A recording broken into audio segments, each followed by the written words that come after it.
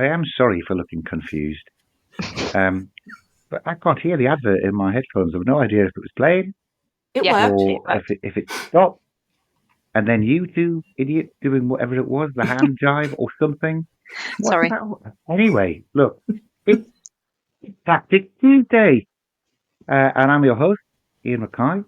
Very pleased to welcome you all from all over the world. I'm joined by my the feminine side of the Daily Newcastle team, Michael and Kevin. No, hello, Joanne. Hello. I'll be Michael Hello, tonight. and hello, Nicola. Hello. You've got to be careful. You've got to be a happy clapper tonight. I am. It seems a bit ironic that we're meant to be talking about Tactics Tuesday and about tactics when we didn't really have any on Saturday. But I have named. I think we did have them. We just had a whole team of players who couldn't do the tactics. But I have called this episode, shall we just pretend that the Manchester City game never happened? Yeah. I think that's what we need to do, isn't it? Because I agree. ultimately we are still in a very strong position. I know we would have taken it before we went on our 9-run game.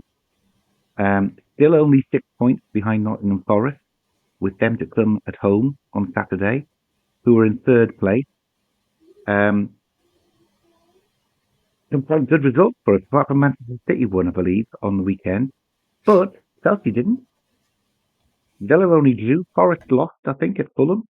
So we didn't really lose much ground against the rest of our rivals. Agreed. So, bearing in mind that Manchester City game never happened, how are you feeling about the rest of the season, Joanne? I'm not going to be negative at all because I'm not feeling negative. Because, like you said, look, we obviously have issues with the Etihad. We'll acknowledge that it happened. Okay, it's fine. We can be big like that and we can move on from stuff like that. But it's a massive shame that we didn't capitalise because, like you've just pointed out, the other results did go our way majorly at the weekend. So let's try and see it as a bonus, like you say, that the others kind of didn't pull further away at the same point.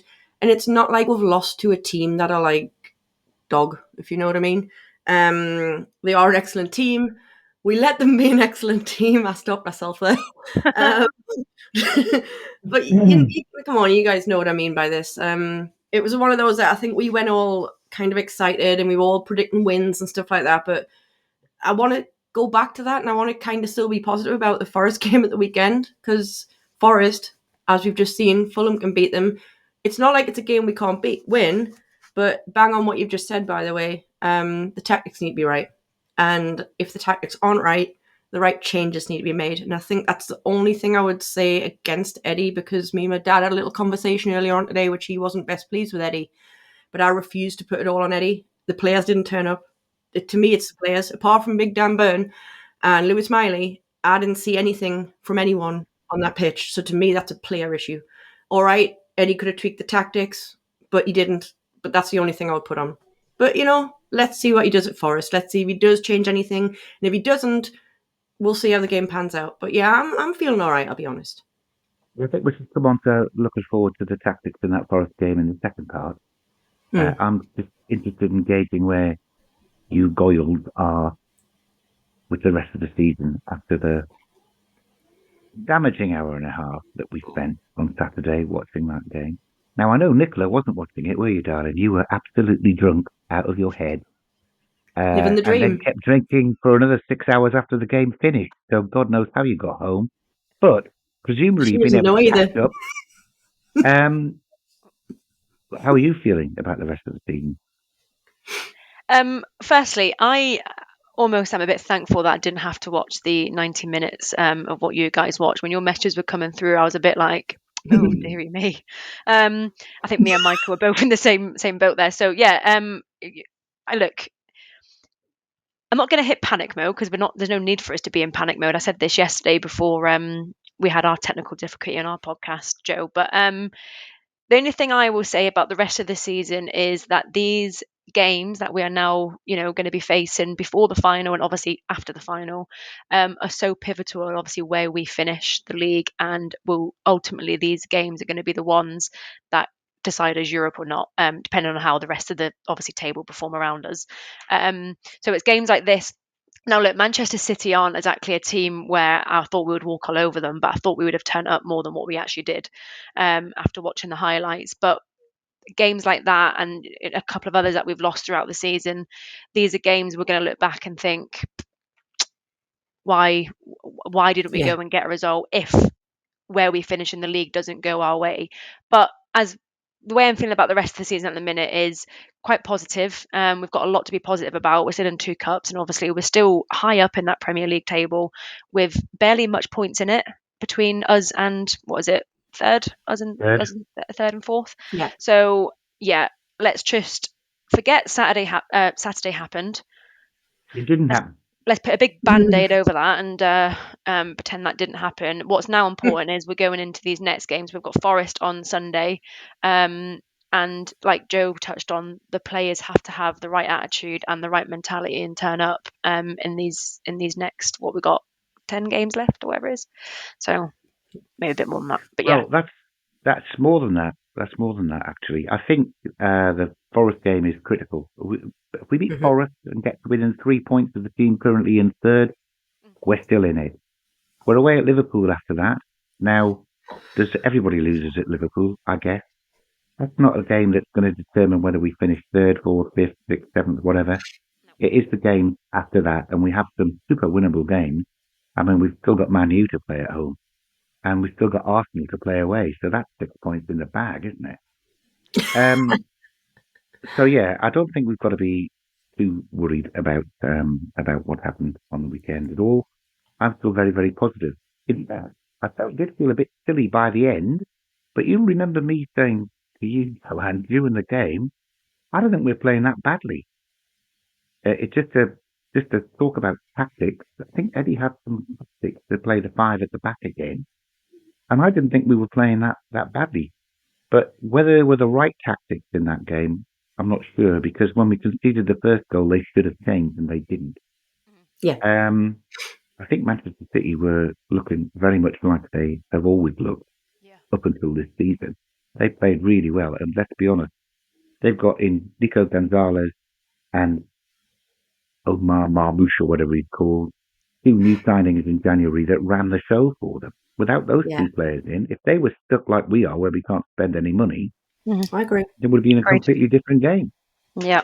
So anyway, we have mentioned tactics once during that, and I do think that what is critical is that we beat Nottingham Forest next Saturday. I think it keeps us going. Away at City, away at Liverpool, nobody's picking up a lot of points from those games. And if we don't, then we're just in with everybody else. We need to do better. Like beating Tottenham home and away, like beating Arsenal home and away, which is still to come. Beating Man United home and away. They're the sort of runs that we need to maintain to be able to finish in the top 5 places, which it looks as though top 5 will be enough to get us into the Champions League. I'm going to pause there to play an advert featuring the dulcet tones of the lovely Kenny David and our brand new sponsor, all the way from Canada, Bioniq. Your body is unique, and Global Sports Podcast Network has partnered with Bioniq, the world's most personalised supplements. Bioniq provide 100% tailor-made supplements designed to deliver precisely what your body needs at exactly the right levels to optimize your health. No guessing. So click the link in the show notes. Use the code GSPN 2025 for 40% off your first month's subscription. Bioniq. Don't settle for off-the-shelf solutions made for just anybody. Get what's right for you right now. I believe it was Bioniq that prescribed 4 bottles of Prosecco and a pasty for Nicola on Saturday. And she's looking great on it. She's looking absolutely great on it. I had a great time. guys. I bet you did. I had an absolute great time. And because everyone stopped replying to me in the group chat, I went to Chus voice note and Joe separately. It was wonderful. Bombarded not her gonna lie. Saturday night with my journey home. It was comedy gold. It literally had me in stitches. So thanks again. Well, Good. you should be able to upload all of those sound files to be able to put onto Zencastr and run an additional Daily Newcastle podcast about the team member. And Michael's probably got the same. You can do the team members coming home from their days out. Honestly, starting at lunchtime, you ought to be ashamed of yourself. Well, what we'll do, Iain, there's no we'll need to I go used all to start at adult-y. lunchtime many years ago. I can't. If I start drinking at lunchtime, I'm asleep by 2 o'clock. I don't even have to leave the pub. Just drop off. I mean, what can you me do? and Nick are going to be on it from 11:30 on Sunday, aren't we, Go? Oh, yeah. We'll be fine. Yeah, I'll try and get up for them. Sunday, at home to Nottingham Forest. That's it. Now, again, we can talk a little bit about tactics as it's Tactics Tuesday on this game, because we were well and truly out last year when Nottingham Forest turned up on Boxing Day and Woodinho, or whatever you want to, Chris Wood, scored a hat-trick. He never scored 3 goals in the whole bloody season and a half he was with Newcastle at St James's Park, but he got 3 in a game when he played for Forest. Yeah. Now, I do think that Nottingham Forest have proved this year that wasn't a flash in the pan, and that perhaps we do need to rein in our all-out from minute one assault, which is how a lot of teams face when they come to St James's Park, with some slightly different tactics against Nottingham Forest. Mm-hmm. But I'm not going to share straight away what I think they should be. I'm going to come to Nicola to see if we think we should speak how we're playing, and if there needs to be any change of personnel for Saturday. Saturday, Sunday, same thing. Rolls into one. For the weekend. For the weekend. Guys, I like I say, I watched the Manchester City highlights. Also, I know I didn't watch the whole 90 minutes, but it is quite clear that when our plan A, whatever that plan A might be at that specific time, when that doesn't quite click or work, we don't have a plan B or a plan C, or if we do, I'm not seeing it on the pitch. I don't know if you guys feel the same, or if it's just maybe a case of players are tired. I don't know. If you were to ask me what to change on the weekend, I honestly couldn't tell you, I really don't know. Because the starting lineup he had for Manchester City would have been my strongest, in my opinion, minus obviously Joe Linton being out. So I'm actually a bit out of ideas here. A bit like Eddie at this moment in time. Okay, well, I mean, I think what they tried to do on the weekend was to play as 5 at the back and have Kieran Trippier as the third centre half, with Jacob Murphy, as a wing back, which first 10, 15 minutes, they didn't get a lot of shots on goal. We were holding them. But that's just sitting back and inviting trouble when it's Manchester City, I think. And then obviously the world's least complicated goal was scored because Trippier isn't 6'4", he's only 5'8" or something, and the ball went over his head. But at that point, I think we should have tried to get on the front foot when we didn't look like we were trying to get on the front foot with no pressing.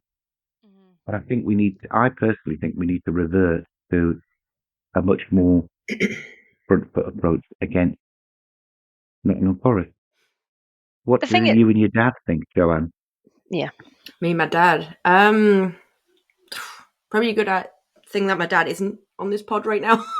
We did have a good chat about it. My dad, as you can imagine, he's not at all positive about that game, not at all positive about the tactics, and very much not positive about the lack of change throughout the game from Eddie to try and, change the game, essentially.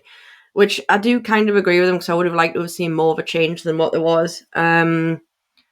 But again, it still goes back to what I said about the players, I'll be honest. I just don't think there was enough effort from anyone anyway. Dan Burn was the only one that did anything in the first half. Miley came on, and even Eddie admits this in his post-match. that he essentially showed up the rest of the team. So you've got a teenager showing up the rest of the team. So well done, lads. I'm not saying any of them are proud of themselves, by the way. I'm not saying any of them would be in any shape or way happy with their performances. Bruno looked sick of his life. Yeah, he which did. I like to see, by the way, from a captain. I want to see that. I want him to kind of not come on and try and fluff it all up. He spelt it out exactly how it was. And again, like we said yesterday, there was probably some harsh words said in the changing room as a result. But moving forward, we're going to have to do things differently against Forest, because Forest, as we've seen, they're flying this season. More so than City, really. So, like, if we're going to kind of give anyone some respect, we need to give Forest respect. And especially Chris Wood. The guy's on fire this season, man. Yeah. So if anyone's scoring, I see him scoring. It's just out of respect for the fact that the guy, well, not just him, the whole team's playing well, aren't they? So I think it's a strange one, really. But I would start Miley. I'd give him the start. He deserves it. He's done enough. He's fit enough. I don't know, because I think I'm so disappointed with everyone. It's like you can't change out everyone, though. They just all need a rocket up their backside, and they need to start doing what they know they can do. Would be more my thing behind it. I do agree with you that Miley came on and showed everybody up. Yeah, I said that, yeah. I didn't think Tino actually was that far behind him in coming on for Trippier, and he certainly was a bright spark in the second half. So there will be two changes in my starting 11 for sure. Leave Willock and Trippier out. Mine and Kevin's tip for the players of the season who get a chance and completely ignore the possibilities of what they could do.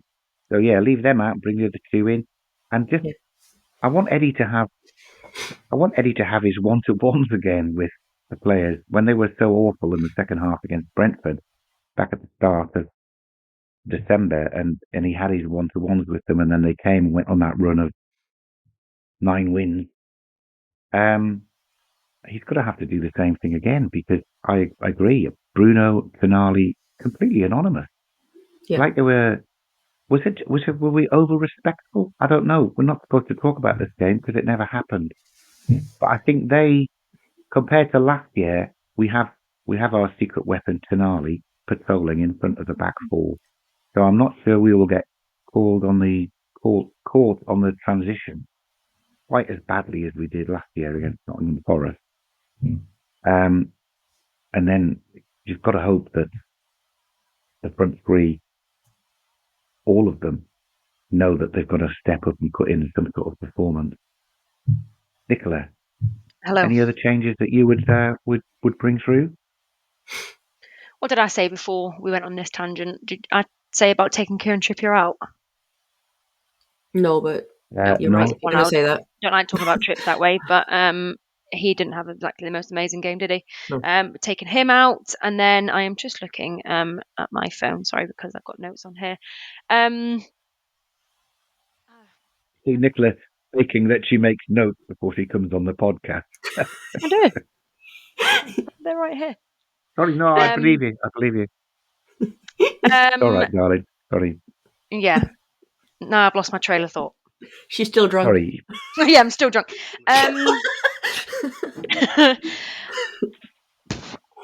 Do we think we'll see him change? Do we think we'll see him take Shah out and bring Botman back? Is Botman We can't drop Dan Burn. No, I know. Is Botman back? Yeah, well, he said I'm not sure, but he said his injury is not to be too serious. Dan Burn can't be dropped. Dan Burn can't be dropped. If it was, not like it's damn to me, I'm not on that sideline. I would probably, which I hate saying this, but I'd probably take Shah out and bring Botman back. If he's fit, obviously, don't rush him back. Tino in for trips. I don't know if I would start Miley, you know. Sorry, guys, that's an unpopular opinion, isn't it? No, it's all right. It's just your opinion. It's cool. No, I just think we've not got Joe Linton, so there's one of the midfielders who's got to come in. Willock was brilliant against Birmingham. He was a top man, and therefore he got the place. And he's a left footer as well. Yeah. So he came in, but wrong game for him. If we're playing a defensive game, Willock's a transition player, isn't he? Whereas Miley is far more understudy for Tonali, which is and he put his foot in. He made some great challenges. He had somebody carried off, did he not? Leaving his foot in on one of the tackles. Yeah. I know that was an accident, but I mean he's obviously He's obviously strong in the challenge. I What did about say up to Joe front? yesterday about Miley. I said he was the only player that really showed, other than Dan Burn, that did show any sort of oomph about him. I'm just not sure I can see Eddie starting him. Honestly, guys, I'm actually not sure. I'm a little bit stumped because, like we've said before, and it was on a pod that me and you were on, Iain, is we just haven't got like enough squad rotation. You know, when you're thinking, oh, I agree. I maybe we could because Barnes is fit again now. He was on the bench, wasn't he? So maybe, and Barnes keeps scoring against Nottingham Forest, who we've beaten twice away from home this season. yeah. By the way, so we shouldn't fear them at all. But maybe we can have what about a Callum Wilson centre forward, Isaac on the left, Gordon down the right to start with, and then you can shuffle some things around and maybe have Murphy, maybe have Barnes, maybe have Asula stepping in. Play five, like 3 at the back. Murphy, I'd bring Kraft in. So Kraft, Share, because I don't think Botman's fit, that's all. Kraft, Share and Burn at the back. Murphy is a wing back, Hall is a wing back. Tonali and Bruno in the middle. Gordon on the right, Isaac on the left, Wilson up front. There's we're starting 11. But do you think you'll have Isak and Wilson on at the same time? No, I'm just saying that's what I want. That's what you want. That's what I want to see. That would be my starting 11. That's my starting 11 right there. When they were fit at the same time, which was it last season? They can play well together. 84 years ago. It wasn't the end of last season. It was the season before last. He picked them to start together quite a few times, and they both scored all of the time. Maybe Wilson sits on the bench and comes on for Isaac, so Isaac can play an hour every game. But it's so predictable, isn't it? If we're predicting that, yeah. I just think it needs a shake-up.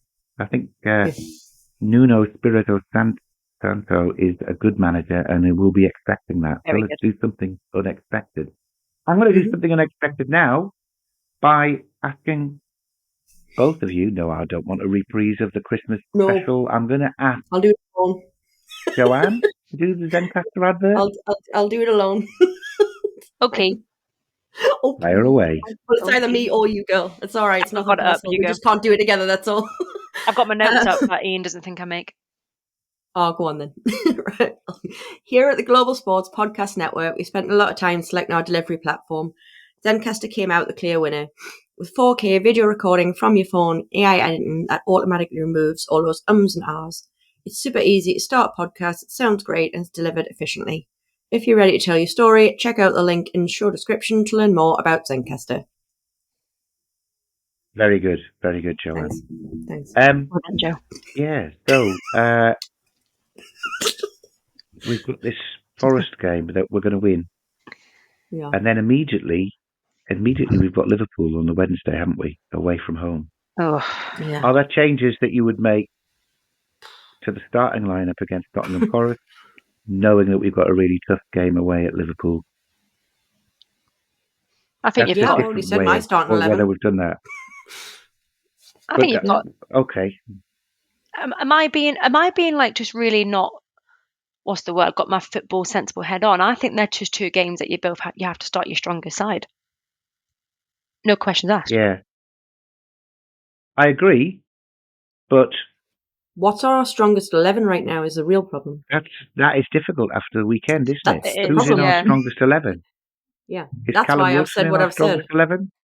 Callum Wilson's not in our strongest 20. I'm joking. I'm obviously joking. I pick Isaac Wilson and Gordon. I do love him. I picked Isaac Wilson and Gordon to start down as the 3 attackers because I thought that's the strongest 3 attackers that we have. But they've never started together like that. So, but like you said, mix it up. Maybe it would be Murphy that starts with Gordon down the right and Isaac up front, and then we've got Barnes and maybe Barnes and Wilson can come on at half time if we've managed to get ahead to protect the guys that would start against Liverpool. Or maybe because they've only played one game that they did no running in since the bloody Arsenal game a fortnight ago. All of these first choice players should be able to put a shift in and play 2 games if they need to. Professional footballers, aren't they? Yeah, I just need to make a disclaimer. Obviously, guys, I do actually love Callum Wilson. I just take the mick out of how injured he is all the time. But he is. But that's not nice, so I need to just apologise for that, like he's listening. I was going to say, he's going to sue you. But to be fair, Nottingham Forest might be a game. I mean, I don't think it will be because obviously, like we've said, Nottingham Forest are having a hell of a season on them. Nottingham Forest might be a game where he starts Wilson instead of Isak, just to change it up. Could be. Just to change it up. Could be. That's I don't what think I was he meaning. will. I don't think he will because I think this game screams for Isak, to be honest. But it could be, he might be looking at it and think, let's change it up. People are expecting Isak to be on the pitch, so they're like, monitoring what he's doing, and all these players are like sort of, doing their homework, if you like. It might be a game where Wilson starts for the first half. Who knows? Actually, after the Liverpool game, we play away at West Ham. And that is a team that Callum Wilson loves playing against. So that might be the game where Callum Wilson starts and Isak needs to starts start on again. Yeah. But I mean, the point is that we've got a small squad, but we don't just have a squad of 11 players. Mm-hmm. And when you keep going back to the well so many times, the same starting lineup, and the odd person slotted in because somebody's injured, I think we end up really predictable, and I think that's what generates the sort of lame, half-hearted performance that we saw against Manchester City. Now, psychologically, a lot of the players in that team have already been to the Etihad 5 and 6 and 7 times and got a good caning every time they've gone. So I'm not sure that was considered. Some of them would just be like Pavlov's dog will turn up at the Etihad and have been conditioned into not doing anything because they've never done anything before. Yeah. I don't know. But anyway, that was a game that we never played. It never happened. And we're not talking about it on this podcast. I don't remember it. But I don't remember it because it was self-inflicted. She literally doesn't remember. I literally don't remember Saturday at all. So we're just jealous. We do. I know. Have we got to be worried yet about our prospects in the Carabao Cup final? Because that's what I see on YouTube and on some of the podcasts. People thinking that it's a warning sign for us turning up at Wembley and not performing. A little bit like we did against Manchester United. I don't think they'll do that. Not this time. Not this time. I can't believe that. I just can't. And if they do, then they deserve every bit of hammering they'll get, is all I'm going to say. They've got to turn up. I believe they will turn up, so I'm not going to at all have anything against them. But all I'm saying is if they don't, then they know what's going to happen next and they'll deserve exactly what they get, is all I'll say. But they're going to turn up, so it's fine. This is a moot point. A moot point? Moot point. It's moot. Or a moo point, as they say on Friends. Just think, this time next month, we'll either be sat here celebrating or we'll be sat here crying. Literally this time next month. Well, I cried all my tears. We'll not be sitting here because we'll still be partying, hopefully. I cried all my tears on Saturday night, I'm afraid. So I won't be crying. Oh, you dried out? So much. I've got no tears. That's good. However, I will be able to muster a few if we don't take 3 points off Nottingham Forest on Saturday. Positivity, guys. All the positivity, they need it. It is, yeah. We'll be fine, man. So we're just going to be front foot 4-3-3 flat out. Probably. Because we've effectively got 2 fullbacks who are fast enough to mark the 2 wingers who killed us last Boxing Day. And then better players everywhere else around the pitch. The tactics for the weekend, yes? Yeah. Yeah. Not much to say on that, is there really? Hard. No, that's what we're going to do. We won't do any score predictions yet. I think we need to know whether Botman's fit for a start as to whether we're going to concede or not. So we'll leave that till later in the week. But thank you very much indeed, ladies, for joining me tonight to discuss about Tactics Tuesday. Thank you very much for not mentioning that game that didn't happen on the weekend much, which we didn't. We have looked a little bit at tactics. I think we've fulfilled our remit. We have. We will be back with Well, a wild card Wednesday tomorrow. See you soon. Every club, every day. The Global Sports Podcast Network.